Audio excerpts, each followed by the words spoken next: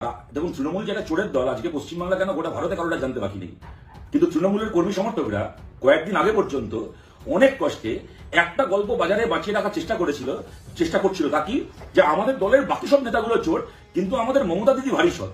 কিন্তু মমতা ব্যানার্জি নিজে সরাসরি অত বড় একটা চোরেদের নেটওয়ার্ক চালাচ্ছেন পশ্চিমবাংলায়, তার আর এত বড় প্রমাণ, এর চেয়ে বড় প্রমাণ কি হতে পারে?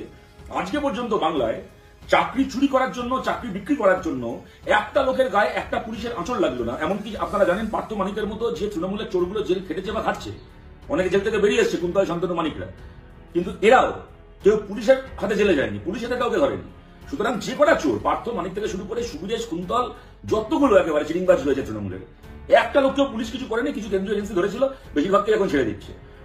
আজকে পর্যন্ত একটা চাকরি বেচা লোকের শরীরে একটা পুলিশের লাঠি ছেড়ে দিন, একটা পালকের আঁচড় করলো না, পুলিশের আঙুল কখনো আঁচড় দিয়ে একটা চোরকে স্পর্শ করলো না পশ্চিমবাংলায়।